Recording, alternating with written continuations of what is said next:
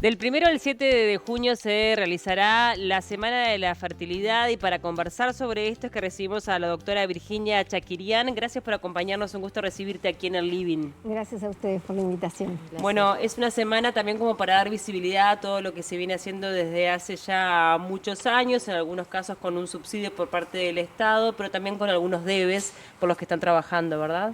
Sí, así es.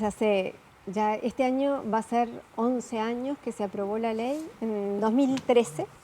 En 2014 empezó a funcionar lo que llamamos la baja complejidad, las inseminaciones y toda la atención a nivel de las mutualistas. El hospital ya existía en realidad, pero ya mejor implementado, y en 2015 la fecundación in vitro.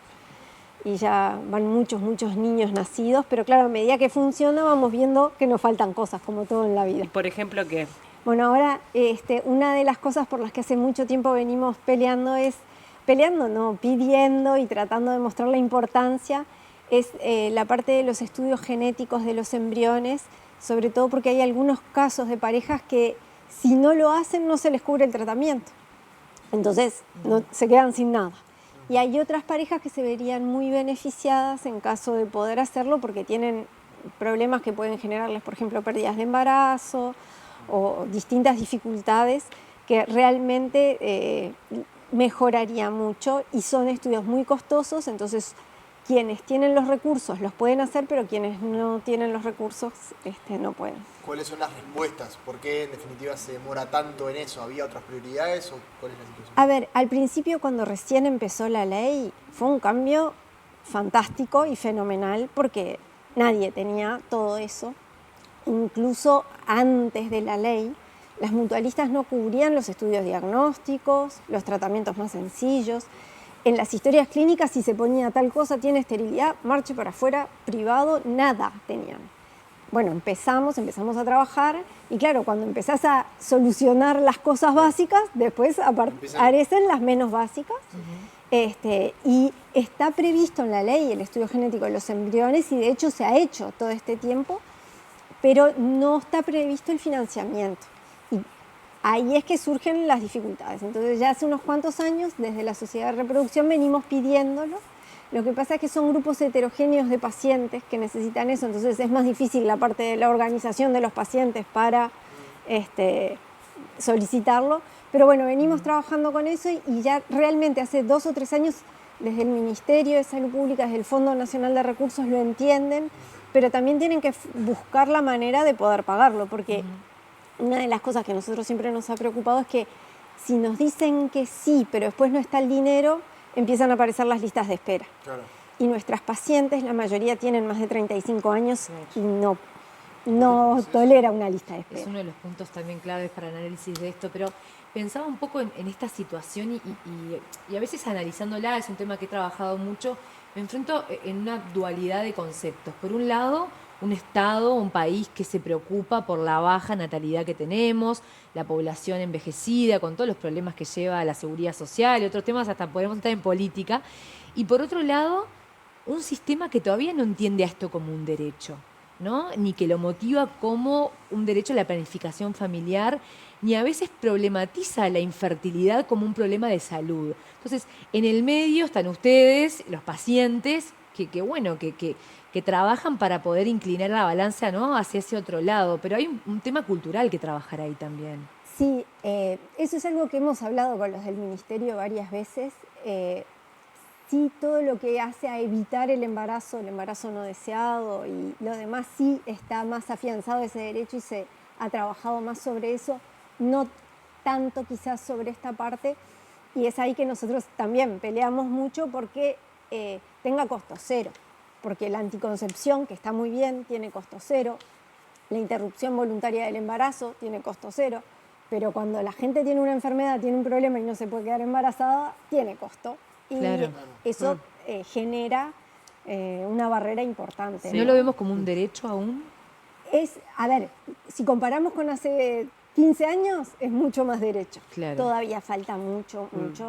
Y el ideal sería que no tenga costo para la gente. Se ha avanzado en algunas cosas, pensaba en lo de las pacientes oncológicas, que me comentabas que ya van a cumplir 2 años de que se está dando la cobertura, que antes no ocurría. O sea, una persona una mujer que tenía que hacerse un tratamiento oncológico y que podría llegar a haber afectado su fertilidad, no tenía ningún tipo de respaldo. Y ahora esto ha cambiado al 100%. Exacto, cuando necesitan quimioterapia se les cubre la preservación de gametas, tanto a hombres como a mujeres, a 100% por 10 años, cosa que tengan tiempo de curarse y poder tener sus hijos.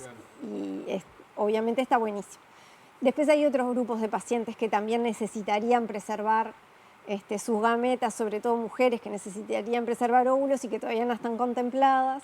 Y también hay mujeres que deciden diferir y que tampoco pueden preservar. Y bueno, cuando te pones a ver, siempre va a haber gente que necesita más. Claro. ¿A qué le atribuís esa dificultad o lo que mencionaba Maggie, ¿no? Esa concepción de que no es derecho el hecho de poder buscar una familia y sí lo contrario, ¿no? Tiene que ver con una cuestión de prensa, de grupos de lucha por eso.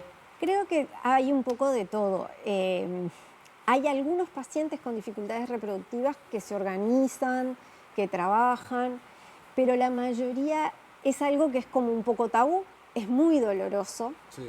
muy doloroso, entonces no es fácil, no es fácil. Y también es verdad que después que lo solucionan, claro, cambian y pasan a otra etapa de la vida y hay mucha gente que sigue trabajando para ayudar en esto, pero hay otros que siguen su vida, crían sus hijos, tienen que trabajar, entonces quizás son grupos que a la hora de organizarse por el lado de los pacientes es un poquito más difícil. Más difícil. Un poquito más difícil. Y, a ver, claro, si tú decís, por ejemplo, quiero pelear por la diálisis gratis, si a los pacientes no los dializan, se mueren. Claro. Claro. Si no te quedás embarazada, no te morís. Siempre hay Entonces, prioridades. Claro. a veces quedamos un poquito relegados. De todas maneras, como dice Maggie, para un país como el nuestro, estaría bueno darle un empujoncito más grande. Pensaban qué bueno esta semana, ¿no? Donde ahora vas a contar un poco qué va a pasar, para quiénes pueden acceder a estas charlas, a estos encuentros.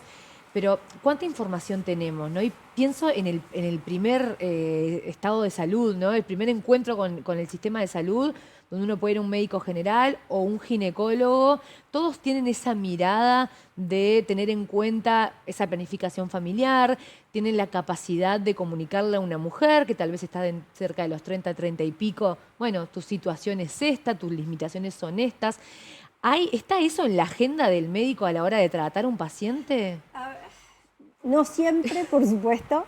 También los tiempos son cortitos de consulta. Tú imagínate que vas al control ginecológico en la mutualista, tiene 15 minutos el médico para preguntarte todo, para examinarte, para hacerte el Papá Nicolau, Entonces a veces es difícil. De todas maneras yo creo que pasa cada vez más y sobre todo los ginecólogos más jóvenes ya lo han incorporado un poco más dentro de las preguntas. Falta mucho por recorrer y no tendría que ser solo los ginecólogos, porque puede ser el médico general que fuiste Totalmente. y de paso ya te pregunta. Incluso a veces preguntarles, porque a veces te dicen, no me cuido. Bien, no te cuidas. ¿Y cuánto hace que no te cuidas? 5 años. Y nunca te quedaste embarazada. ¿Viste? El decirle, mirá que en todos lados existe una policlínica de reproducción que podés consultar, podés ver.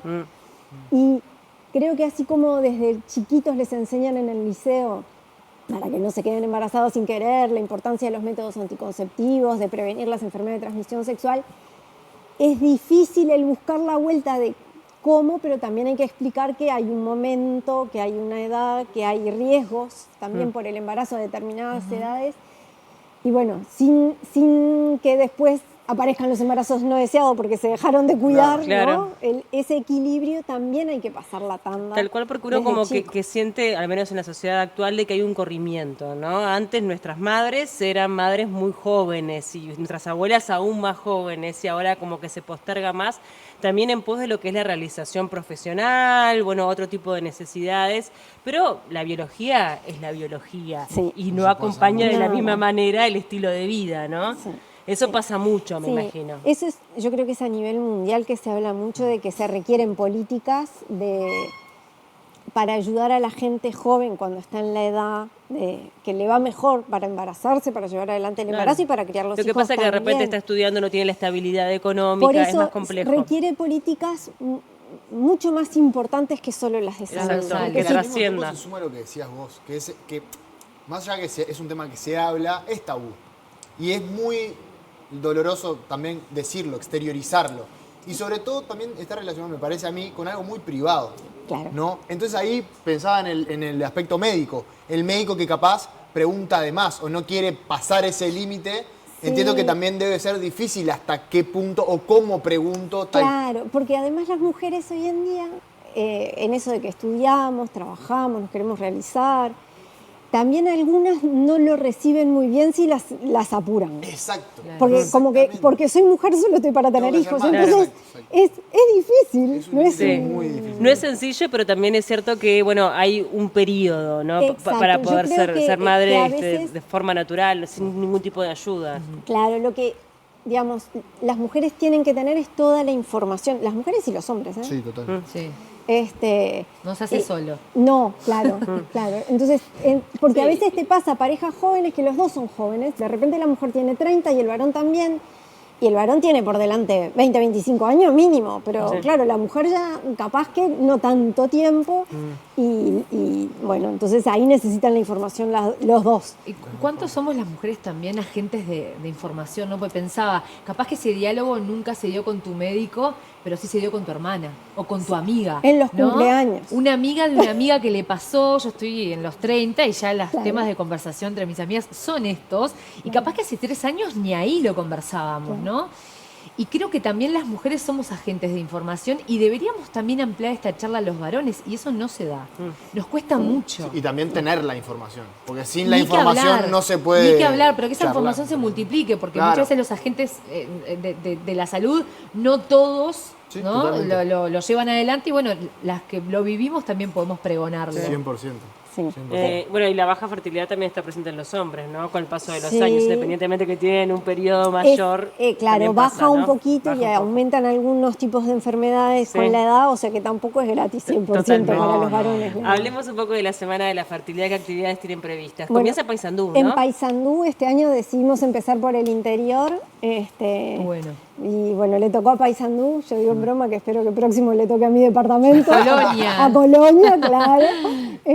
Pero bueno, este año le tocó a Paysandú y vamos a empezar ahí con una actividad presencial todo el día, en que están invitados desde pacientes, médicos generales, endocrinólogos, ginecólogos, todos los que les pueda interesar el tema y que de alguna manera necesiten información para después justamente replicarla.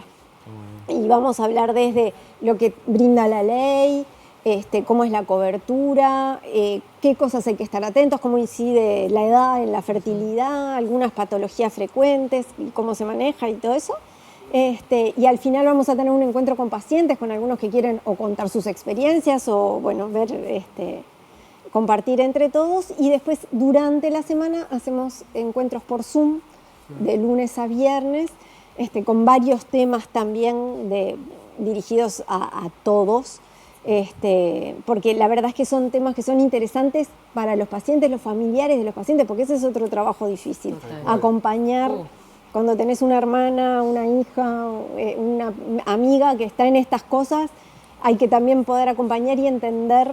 Y entonces, bueno, es para todos y muchos temas y van a participar. Además, lo que tiene de lindo nuestra sociedad es que hay ginecólogos, hay endocrinólogos, hay urólogos, hay gente del laboratorio, de embriología, de andrología. Entonces es bien interdisciplinario, es muy rico y entre todos lo vamos armando y se hace por Zoom para que la gente pueda, desde Acceder. donde estén. Claro. A veces esta semana se hacen anuncios importantes, ¿no? Avances, pasitos. ¿Hay alguno que Bueno. se pretenda por lo Bueno, menos? la parte del estudio genético de los embriones ya sería la tercera vez que lo reclamamos. Bien. El en reclamo va a estar, por lo presidencia. menos. O sea que yo tengo la esperanza que me tapen la boca y no me dejen reclamar nada. Es como, viste, decís, está, el gran anhelo.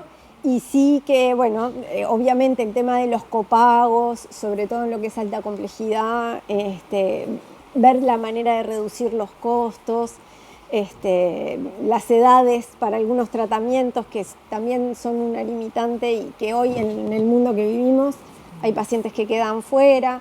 Hay Que sea una algunas semana de cositas. información y buenas noticias. Esperemos que así sea. Hacemos el llamado. Sí. El Ministerio de Salud Pública. Exactamente, sí, con nombre y apellido. Virginia, muchísimas gracias por acompañarnos y por también dar visibilidad a estos temas. También me imagino que del otro lado mucha gente con dudas, con consultas. ¿Cómo hacen para acercarse? Bueno, en la Semana de la Fertilidad, entre semanas se pueden conectar, pueden escribirnos mandando las dudas y después tenemos ahí en las redes, la Sociedad de Reproducción Humana del Uruguay tiene en todas las redes Ahí hay un contacto directo. Contactos, bueno, Twitter, Instagram, todo, Facebook. sí, Perfecto. todo, y bueno, estamos a las órdenes siempre. Gracias, Virginia. Gracias a ustedes. Gracias.